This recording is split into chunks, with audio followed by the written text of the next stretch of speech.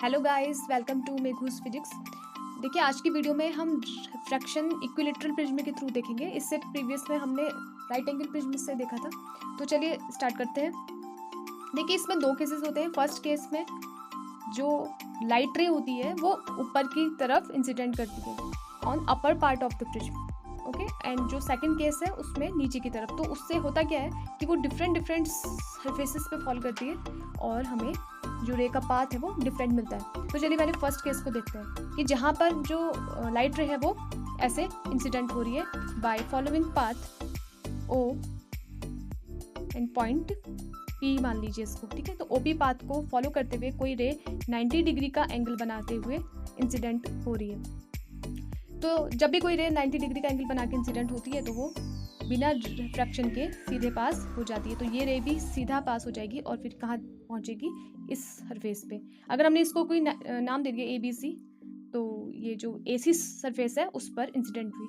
उसके बाद हम क्या करते हैं कि जिस भी सरफेस पर लाइट रे इंसिडेंट होती है वहाँ पर हम नॉर्मल ड्रॉ कर लेते हैं। तो वो हमने नॉर्मल ड्रॉ कर लिया है, ओके।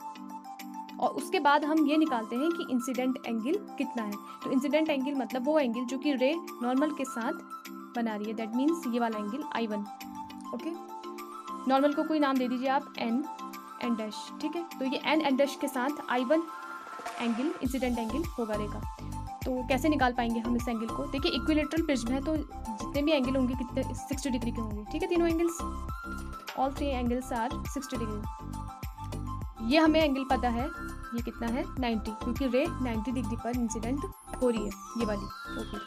उसके बाद जब हमें ये दोनों एंगल पता है तो हम इसको भी निकाल सकते हैं। इस पॉइंट को Q मान लीजिए, ठीक है। तो यहाँ देख लेते हैं इसको, एंगल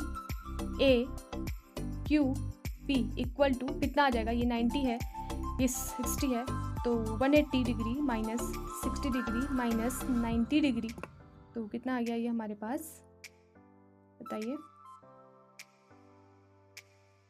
30 डिग्री, ओके। ये कितना आ गया हमारे पास, 30 डिग्री। और जब ये 30 डिग्री आ जाता है तो हमें, देखिए ये नॉर्मल है तो 90 डिग्री बनाएगा। तो उस टोटल 90 में से हमें कितना माइनस करना है, 90 माइनस 30 डिग्री। तो इससे हमको I1 मिल जाएगा कितना, 60 डिग्री। 60 डिग्री ये I1 वाला एंगल हमें मिल गया है। अब आगे देखते हैं कि जब I1 हमें 60 मिल गया है तो हम कैसे पता लगाएंगे कि ये रे टोटली इंटरनली रिफ्लेक्ट करेगी या फिर सीधे बाहर पास हो जाएगी रिफ्रैक्शन से। तो उसके लिए हमें मान लीजिए गिवन है ये चीज़ कि जो IC है critical angle, okay, critical angle हमें IC अगर गिवन है कितना, 42 डिग्री, ठीक, इस प्रिज्म के लिए, ठीक है। जिस भी मटेरियल का ये प्रिज्म बना हुआ है उसके लिए हमको IC पता है 42 डिग्री। तो अगर IC की वैल्यू से ज़्यादा वैल्यू अगर इंसिडेंट एंगल की हो जाती है उस केस में टोटल इंटरनल रिफ्लेक्शन होता है। तो यहाँ भी ज़्यादा हो रही है, ये हम देख रहे हैं कि I1 angle I1 is greater than angle IC, ठीक है। तो यहाँ पर क्या हो जाएगा, टोटल इंटरनल रिफ्लेक्शन, ITR से हम इसको डिनोट कर सकते हैं। तो वो हो जाने का मतलब कि ये रिफ्लेक्ट कर जाएगी और रिफ्लेक्शन का जो रूल है वो कहता है कि जितना इंसिडेंस एंगल है उतना ही रिफ्लेक्शन एंगल होगा, ठीक है। तो अब हम इसका पाथ आगे कैसे कंप्लीट कर सकते हैं, उसके लिए हमको ये देखना पड़ेगा कि जब हम इसे इधर लाएंगे R1 बनाते हुए तो कितना एंगल ये बना सकती है। तो 60 डिग्री यहाँ है, ठीक है, और ये जितना I है उतना ही क्या होना चाहिए, R, एंगल जो I है I1 equal to angle R1 ऐसा होना चाहिए। तो अगर ये 60 है तो ये भी 60 होगा, तो ये बचा हुआ एंगल कितना हो जाएगा, 30, ओके। तो यहाँ पर जो एक ट्राइंगल हमारा फॉर्म हो जाएगा उसमें 30 डिग्री 60 डिग्री इतना हमको पता है। तो ये वाला एंगल जो यहाँ पर बनेगा इस रे के थ्रू वो कितना हो जाएगा, 90, क्योंकि 60 प्लस 30 90 और 90 डिग्री बच गया तो यहाँ पर 90 डिग्री बनेगा। तो हम इस रे को सीधे लाएंगे। हमने एक आइडिया यहाँ पर लगा लिया कि ये रे कैसे आएगी, सीधे आएगी, सीधा आई, ठीक है। और जब भी कोई रे 90 डिग्री का एंगल बनाते हुए आती है तो वो सीधा बाहर पास हो जाती है, ओके, R1। तो यहाँ पर जो ये R2 बना ये कितना बनेगा, 90 डिग्री। तो उसको हम मेंशन नहीं कर रहे हैं क्योंकि हमको पता है कि वो रे सीधे चले जाएगी। Bye following the path Q R. तो इसका जो ओ पी से पी क्यू फिर क्यू आर, ये इसका पाथ रे का कंप्लीट हो गया है। अब हम नेक्स्ट वाला एग्जांपल देखते हैं, नेक्स्ट केस देखते हैं जिसमें कि हमें ये रे दे रखी है, ठीक है, गिवन है, ये भी नॉर्मली ही इंसिडेंट कर रही है, बट डिफरेंस यहाँ पर इतना है कि अब ये जो इंसिडेंट होगी कि इस सरफेस पे हो जाएगी जब हम इसे आगे बढ़ाएंगे, ठीक है। ये भी इक्विलेटरल प्रिज्म है, ए बी एंड सी इसको मान लीजिए, ठीक। और जितने भी एंगल होंगे वो कितने होंगे, 60 डिग्री के, तो वो हमने कंसिडर करे 60 degree, okay.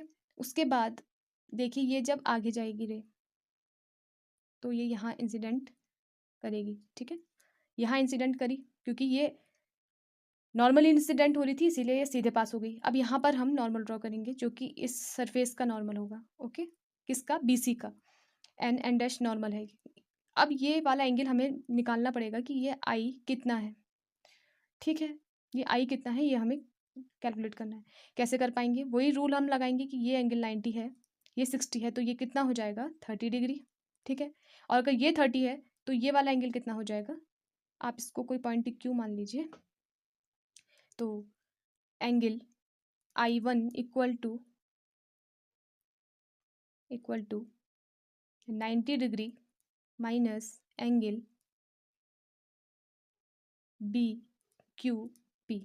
B Q P वाला जो ये वाला एंगल बन रहा है इसको हम माइनस कर देंगे अगर 90 में से, तो हमें I1 मिल जाएगा। तो बी क्यू पी हमें पता है कि 90 डिग्री माइनस 30 डिग्री तो कितना आ गया, 60 डिग्री आ गया ये भी। तो ये 60 डिग्री I1 है और हमको पता है कि यहाँ पर भी I1 is greater than IC है, ठीक है। IC से यहाँ पर भी ज़्यादा है क्योंकि 42 से ज़्यादा है 60। तो कितना, ये क्या हो जाएगा, टोटल इंटरनल रिफ्लेक्शन यहाँ भी होगा और ये रे इस तरीके से जितना डिग्री का एंगल इसने बनाया है उतना ही बना करके R1 बना के जाएगी, ठीक है। और R1 भी कितना होगा, 60 ही होगा, okay. Angle I1 equal to angle R1 equal to 60 degree. तो जब ये 60 होगा तो ये कितना हो जाएगा 30, हमको पता है क्योंकि ये 90 में से हमने माइनस किया है, और यहाँ पर ये कितना हो जाएगा 90। और जब भी कोई रे 90 डिग्री बना के जाएगी तो वो कैसे हो जाएगी, यहाँ से सीधे बाहर, ठीक है, by following the path S P Q, इसको आर कह लीजिए, and S, by following the path O P Q R S, ठीक। कौन सा पाथ फॉलो किया, O P Q R S. यहाँ कौन सा पाथ फॉलो किया था, ओ पी क्यू आर, ठीक है। यहाँ पर रिफ्लेक्शन हो गया तो हमें रे का पाथ मिल गया। तो ये दो केसेस हैं जो इक्विलेटरल प्रिज्म से रिफ्रैक्शन के लिए हमको मिल चुके हैं, ठीक है। तो ये बहुत इंपॉर्टेंट है आपके लिए, रिफ्रैक्शन को अगर आपको समझना है, रे डायग्राम को पूरा करना है उसके लिए। तो अगर आपको वीडियो अच्छा लगा हो तो प्लीज़ चैनल को सब्सक्राइब कीजिए और लाइक कीजिए। Thank you.